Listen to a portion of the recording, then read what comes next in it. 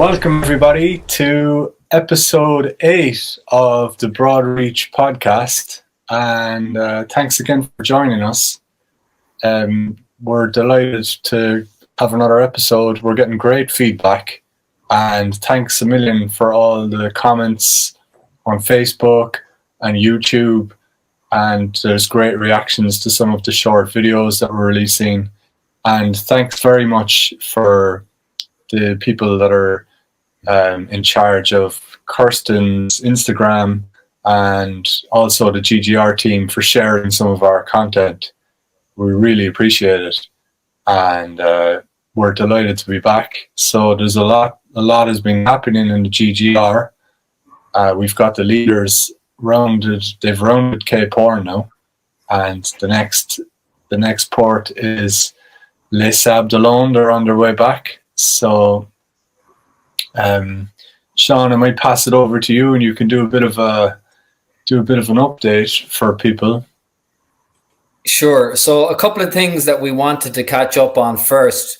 We want to show everybody the link to Pat's blog. We want to show the link to Guy Waits's blog. So they're still on, well, they're traveling, both of them at the moment. Pat's on his way back to Ireland with his boat, and Guy Waits is on his way around the world. We also got some photos from Guy de Boer on the restoration of his boat. So we'll share those in the next episode. But I'll just quickly show Pat Lawless's blog to everybody, and we'll just have we'll get a quick update on that. So just give me a second here, Shane, while I share the screen. So basically this is actually really cool. So Pat has been giving updates all the way. Well, he didn't start immediately, but he pretty much, we'll share this in the show notes at the bottom of the YouTube description. So everybody will be able to access this. But essentially you can click through here and you get an update from Pat about what he's up to on the race. Cornflakes, porridge for breakfast, powdered milk, cup of coffee. It's brilliant. So like I've been following through this and you getting the daily updates from Pat. It's really cool. So we'll share that for anybody that wants to follow Pat's onward journey. He also stopped in, I think it was St. Helena. Here. That's Tristan da Cunha. That's another island. He stopped along the way anyway, and you can get some updates about what Pat was up to. He has some great photos on his Facebook, actually, of that stop. And he's also been doing a lot of painting, which is really interesting. Yes, exactly. So I'm going to share Guy Waits' one now. 1 second. Here we are, Sagarmatha. Let me know, Shane, when you can see this. Yeah, I can see that now. So here's Guy. So we lost Guy from the tracker south of Hobart because he's officially out of the race, but he's still on his way around the world. And right now he's still in the Southern Ocean, south of the Pacific Ocean. He's on his way around Cape Horn. He's somewhere around that exclusion zone. I don't know if he's in it or north of it because we can't get those two side by side now. We could probably figure it out if we had to by taking positions, but I don't have it to hand. But it's interesting to see where he is in relation to. We know that Ian's over here somewhere and Jeremy's down here approaching Cape Horn. So that's, again, we'll share this in the notes for everybody so that you can follow Guy if you'd like to do so. That is pretty much that. Okay, so let's go to, we promised last week that we go to the back of the fleet. So we want to do a quick update on Jeremy, Ian, and talk about Simon as well. And I have a prediction for Simon, Shane, which I want to make. It's quite bold, but I'll come to that in a few minutes. So we've just been following up on some of the sound clouds from Jeremy. I don't know if we mentioned this last week. I think we did, but Jeremy received a call on a satellite phone talking about the space debris. Now, I know we mentioned it, but he basically got a warning from the maritime people in Cape Horn, wherever it was, saying, watch out, there's space debris falling in your area. And it was a warning for the next week. Wow. So, I don't know what you're supposed to do with that information other than, stay inside your boat. Could the stories from this race get any more interesting? I mean, it just every single day we seem to be thrown with something absolutely mad. This is related to the point, Nemo, Shane, that you raised, I think, in episode 1. Do you remember that? Yes. So I think he's possibly in the same place, or was in the same place a few days ago, and that's why they're dropping the stuff. This point, Nemo, as you described in episode 1, is essentially the most isolated place on planet Earth, and they dropped the space debris there. But little do they know that sometimes sailors in round the world races tend to go through this point Nemo. I think when you're in Point Nemo, I think you're closer to the space station than any other person in the world. Exactly. Yeah, it's bonkers. Mind blowing. A couple of other updates on Jeremy. So I was listening to his SoundCloud with Don. He doesn't have a spare sleeping bag, which means he needs to be really like, I know this kind of sounds funny, but it's actually really important. He really needs to keep that dry, because where he is, it's cold and wet. And like if that sleeping bag gets wet, it would be very hard to heat up, especially when you're trying to sleep. So he talks about it, and he's treating it with extreme care. He's probably wrapping it, I'm sure, to keep it dry when he's not using it. He also talked about the isolation and how he can't get BBC anymore, so he doesn't know really what's going on in the world. And his final kind of point to Don, it's actually interesting. He's not talking about himself, but he's asking about Abhilash. How's Abhilash? Is he okay? I heard he got round, but what's his status? How is everything going? I just thought it was a really nice thing that his last point was, how is my competitor? I just thought it just shows the camaraderie that's there amongst all the competitors. I mean, it's a race, but like, I think they really understand what each other is going through. Yeah. That's kind of just a quick update on Jeremy. Ian, then again, listen to Ian's SoundCloud with Don, his most recent one. These are from almost a week ago. He's been talking to Kirsten, Ian, which is mad, because Ian is like more than 1,000 miles away from Cape Horn, west of it, and Kirsten's more than 1,000 miles northeast of it. But Peter Mott, who we talked about before, Passage Guardian, he's the guy who's doing the weather for everybody. And we're going to do a whole separate piece on that, because it's an amazing service what he's doing. But he's been relaying messages from Ian to Kirsten. So it's really cool, and that's all via HF radio. So old school radio. It's brilliant. A couple of updates from him. He lost his log, which is essentially what gives him his speed. It just stopped working. So I think he has a replacement on board. I'm not sure if he's done that yet, but that would impact you. He talks about this as well. It's not such an issue when you're way offshore, but if he was close to, say, Cape Horn, we've seen the issues with Cape Horn being a lee shore. If he was close to Cape Horn and he couldn't get a sun sight, that would mean he'd be dead reckoning, right? If you don't have a log, then how do you know what speed you're going? How can you dead reckon? So that's would be an issue there. So hopefully he has that solved, and hopefully we'll have an update on that next week. Sean, can you just talk just for 1 second about how that log works? Yeah, sure. It's a little wheel, essentially. Well, there's manual ones and electronic ones. I'm not actually sure which one he has, but the manual one anyway is a little wheel that spins and gives a reading. I think they're probably. I'm not sure exactly how the mechanism of that, but it's essentially as the boat moves through the water, the wheel moves faster or slower, and that gives you a reading. The concept of knots actually came from that. Instead of having a wheel, they used to throw a rope over, and they'd count how many knots went past a particular point on the boat within a certain time, and that's how you got the concept of knots, which is your speed, just as an aside. Brilliant. Yeah, that's cool. What else on? Yeah, Ian also talked about having to go up the mast not up the mast, up to the mast in pretty bad conditions to sort out a reef. I think he was trying to put in reef 3, and like you're only putting in reef 3, which is essentially making your mainsail as small as possible. You're only doing that when you've got a lot of wind, and he had to go up to the mast 3 times in those conditions, and he just talks about how uncomfortable that was. Wow. But he got it sorted, and he seems to be in good. The boat is going well. He's going well, and he seems to be in good form. I think he's anxious to get around Cape Horn, hopefully by the end of March. That's really the main concern. It's interesting, Sean, because when we interviewed Pat, he did talk about how impressed he was with Ian's boat, Puffin, and how well it was prepared. So it's interesting to see. He really has lasted. He's lasted the race, and fingers crossed he'll make it around Cape Horn. I mean, Ian could win the race. We've seen what has happened to everybody else, and I think this is something that is missed. Like, there's only 3 in the race ahead of Ian.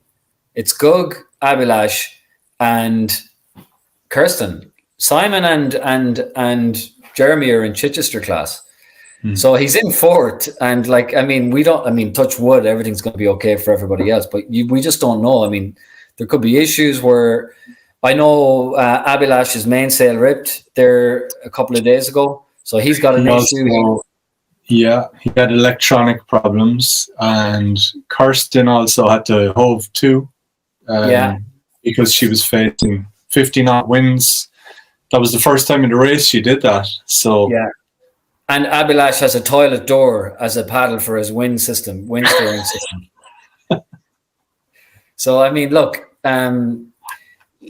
we don't. This race has, if it's told us anything, it's told us that it's unpredictable. So that's why I'm saying we need to keep an open mind about Ian is still competitive. He's still in the GGR, and he did say before his strategy was attrition, which I loved when he mentioned that. I know he doesn't wish that on anybody, but it's Okay, so then we want to, so we want to talk about Simon as well. I have a prediction, Shane. I think, and here, this is a bold prediction. I think Simon's going to be first across the line in Les Sables d'Olonne. Wow. Yeah. He's racing, really, he's actually pushing harder than he's pushed in the whole race. And Don commented on it in a recent SoundCloud call. He did. I think he's going to pass Abhilash, and I think he's going to pass Kirsten. Now, that's a bold prediction, but I'm going to show you something. Give me a second here. I can see it. So we know this website. We've talked about it. We share it every week. We love it. It's the GGR Underground stats that are provided. Look at Simon's times there. He's just green. Like, he's doing really well relative to Abhilash and Kirsten. Also, they've added a new feature here, which is deltas. We actually talked about this before. I was trying to do this in Excel one day and I gave up, but the guys in GGR Underground have cracked it. So this is basically, if we take Kirsten, okay, she's in the lead. So the red here, -5, means Abhilash has lost 5 miles in the last 4 hours. He's lost 23 miles in the last 24 hours. He's lost 15 miles in the last 72.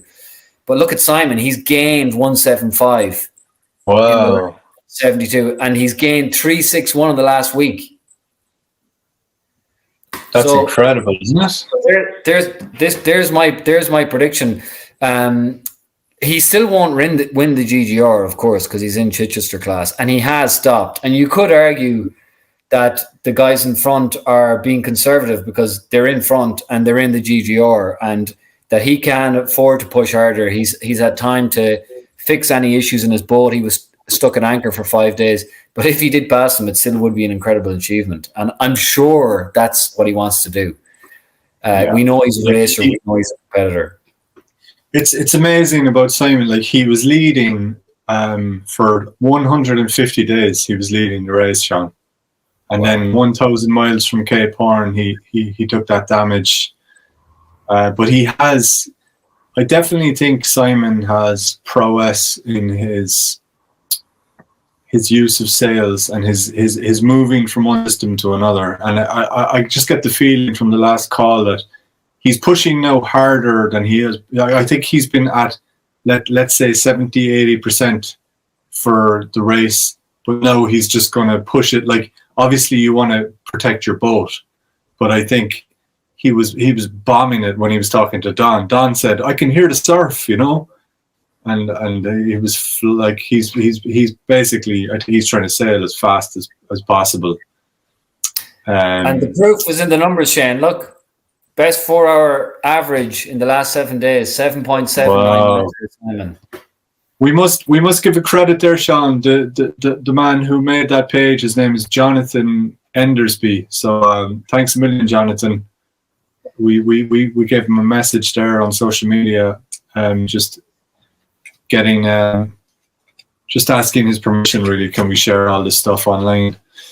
And he was very generous. So thanks a million, Jonathan. It's a brilliant website. It's brilliant. I echo that, and like we're really grateful. And Don as well has given us permission to share the GGR stuff. So look, it's brilliant because it allows us to actually do this.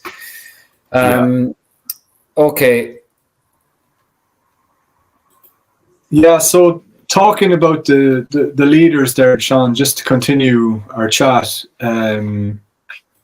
We've Simon, Captain Gugg, Kirsten, and Abalash. They've all rounded Cape Horn, and it's incredible. There was a recent call with Captain Gugg.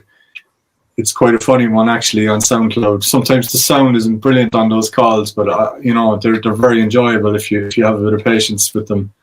And it's funny, like he mentions to Don how I think Cape Horn was the pinnacle of the whole race for Captain Gugg.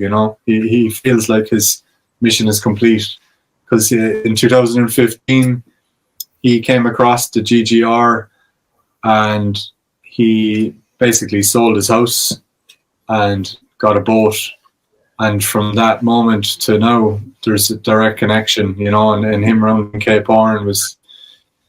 He said himself, I've been in these waters before now that he's rounded Cape Horn, he's going home. And Simon shared that. Simon said, I want to finish this now.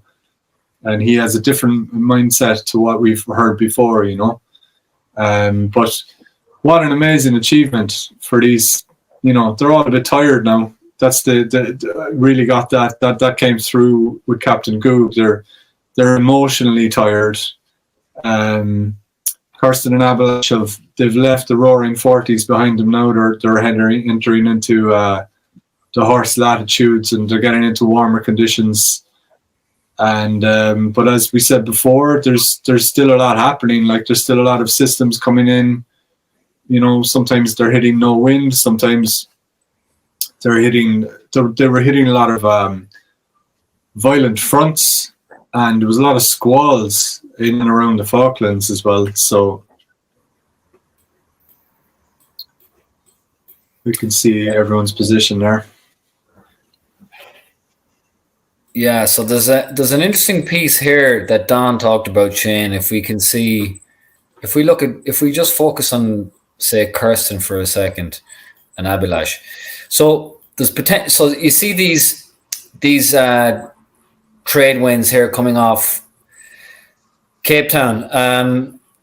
This is the South Atlantic High. We talked a lot about this on the way down. So when they were coming down by Trinidadi and turning left after Trinidadi, a lot of people went south. Remember, a few people cut the corner. Damien, Simon got away with it. Damien got away with it, but had issues further on.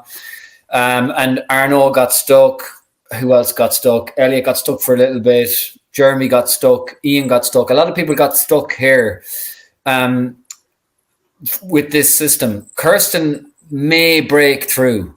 Okay. Now, Abalash has taken a different route due to, it's either personal preference or circumstances, or maybe a mixture of both, probably a mixture of both. Don talked this morning about Kirsten taking the old square rigger approach, where she's like, this is the old, say from 100 years ago, where the old square rigged ships that couldn't sail well upwind would have gone. And the balance of probabilities allows you to kind of push through and get these trades by taking this direction rather than tacking upwind here. So I'll just show if we look at the routes from the 2018, you see Jean-Luc, he was tacking up here inside. He was forced in by these northerly winds, northeasterly winds as well, in a similar way to Abalash. I hate to tack upwind here. That's going to cost time. If Kirsten can break through here, catch essentially this is developing here, this high pressure system, and if she can catch these southeasterlies here, she'll be in a really good position to come up into the North Atlantic. So like it's going to be really, really interesting. In theory, Abalash can sail faster upwind. His boat can go faster. Kirsten's boat is heavier, more suitable for downwind sailing. So she'll really, again, Don points this out quite a lot, she'll really need an advantage coming up here. But it looks like she might get an advantage based on where, if she can push through, depending on the weather over the next few days. So I'll just quickly have a look. Like that's either hourly updates. Let's go to, say, this time tomorrow. See where it's at. It's looking even better than it was this morning, Shane, to be honest. Yeah. It is. And the closer to get to Les Sables, let's not forget Kirsten has 35-hour advantage. Yeah, that's another point which I keep forgetting about. So, look, if she can get ahead of this soft spot here and push into these trades, it could be really interesting because Abalash continues to have wins against. And that's gonna slow him down. I think Abalash has had a few issues with his boat. I think he's had some electronic issues, and I know we had a question on YouTube actually about why Abalash climbed the mast. I think that was to do with nuts and bolts in his spreader, which he ended up gluing. But I know he's had a few niggles on his boat, so we'll just have to keep an eye on that. But as we're looking at that, Sean, it's interesting to see Bernard Motissier there from the original race, how he's comparing to the leading pack. That was, as we see Motissier there, that's assuming that he started on the 4th of September, along with the people that we're looking at. It's important that people understand that. Yeah, so it just shows you how quickly he went around, you know. It's really impressive. It's kind of mind-blowing. Actually, there is one thing I wonder about it, Sean. Maybe you don't know the answer to this question. Maybe we can find out, or if any of our viewers know. One thing that I really wanted to know is, how are they getting that log information about Motissier and Robin Knox-Johnson? Where are those logs? How are they inputting it? It's something that's been on my mind. We must find out about. Yeah, agreed. And if someone can just post it in the comments, because we get a lot of messages from people in the Facebook and the Instagram. Just fire it into the comments in YouTube. That's the easiest place for myself and Shane to pick it up. Bear in mind as well, Shane, this is only updated like every few days. So that's the 3rd of March. So we're now 4 days later. So he's actually, he's further here somewhere. He's in this soft spot. He's parked. He's parked in Joshua. Yeah. You wanted to talk about Tapio as well, Shane. There's a great photo there. You might pull it up there, Sean. The Golden Globe, the GGR team shared it during the week, and epic. Can you explain what's going on here, Shane? So in this photo, we can see Tapio on the left and Kirsten on the right. And it's just after Kirsten has rescued him. He was in a life raft for 24 hours and they're having a rum. I mean, this is a moment that's probably going to be remade in a movie. Let's be honest about it. This is epic beyond belief. Like what we're looking at here, it's incredible. So for anybody who doesn't know, Tapio's boat, it was about 450 miles southeast of Port Elizabeth, and basically Tapio woke up and the boat was taking in water. He woke up to a loud bang.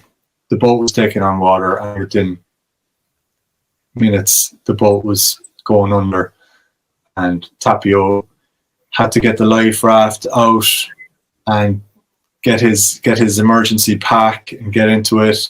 And he, the nearest person to him was Kirsten, but she was still a long way away, and she sailed as fast as possible and went and got him. And that's why she has a 35-hour penalty now. But it's just it's hard to put into words what she did, and the fact that she showed such brilliant seamanship to pick him up first of all, and then to help get him onto a container ship, a massive ship. She's to sail really close to a massive ship and help get Tapio on board, and then to continue with her race. Like, I mean, knowing that one of your competitors almost died, it's incredible. So, like, that's such a brilliant photo. That's going to be one of the iconic photos of the race, I think. Completely agree. It's incredible. So, yeah. There was a question I wanted to ask you, Sean, before we finished up, and I just wanted to ask you if you had to pick one port that you've sailed into that you absolutely loved, and if you had to pick one port that you really can't wait to sail into, like your dream port to sail into. Wow, yeah, ports that I sailed into, a couple of amazing ones. Like, obviously Cape Town once, but because it was my first time ever crossing an ocean, that was incredible. That was more an incredible experience because you could smell the land from like miles out. And also I remember we could see Table Mountain in the distance. And I remember just seeing land, and it was like, it was just, you know, there was such excitement on deck. Everybody got up, everyone, like people who were asleep, even you might have been asleep an hour, and you really value your sleep when you're on shifts, but everybody was up looking at Table Mountain. It was incredible, like really incredible. Wow. And just the music, the food, the smell when we got on the actual land. And we met Robin Knox Johnson when we landed. So that was another, wow. Like, that was more the experience. Like, in terms of beautiful ports, I'm just thinking there's some amazing ones in Sweden, in the Swedish archipelago. They're more like little harbors, natural harbors, some incredible little small marinas. One as well that really sticks out is Padstow in Cornwall, close to Newquay. Absolutely beautiful. It's kind of an enclosed marina, and you have to get over this sill. You can only get in at a half an hour before high water, high tide, and half an hour after. So, like, there's always a race of boats trying to get in. And would you believe it? When we were coming from Wales with a good friend of mine on his boat, and we were. We had some bother with the engine coming into Padstow, and we were thinking we're not going to make it into this harbour. So we eventually got a tow. We flagged down a fisherman. We ended up buying him. My friend Mick ended up buying him the breakfast the next day, and him and his buddy in the local cafe. He towed us in, and we made it like with about 2 minutes to spare before they shut the gate. And if we had missed that, we'd out on a mooring buoy, and it would have been disaster. So we were inside, parked up on the wall, and having the fish and chips that evening. It was incredible. That's amazing. Yeah. So in terms of places I'd like to go, I'm going to be sailing in Greece in 2 weeks in the Cyclades. So I've never been to Greece. I've never really been. I've been to Crete once, but I've never been sailing in Greece. So I'm really looking forward to that. Yeah, I'm sure a few other places will come into mind. I'll have a think about that question for next week, maybe. That's incredible. We'll have to get some more of those stories. Yeah. So I think we might wrap it up there, Sean. Can I just share one more thing? Yeah. There's a little video that I spotted on YouTube. This is really cool. I just love this kind of stuff. Give me 1 sec. I promise it's not another demonstration video, Shane, explaining how life rafts work. This is basically a video of Simon that someone took from Cape Horn. Simon rounding the Cape. Look at that.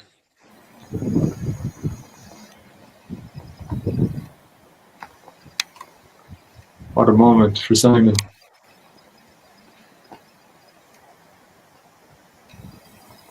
Yeah. Look, it's amazing, and the fact that he did it in daylight and got to see it, it must be. I can't even imagine what that experience is like. But yeah, I just wanted to share that before we wrapped up, Shane.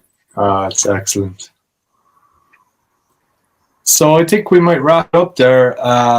Thanks everybody for joining us again on the Broad Reach podcast, and we'll be back with the next episode next week.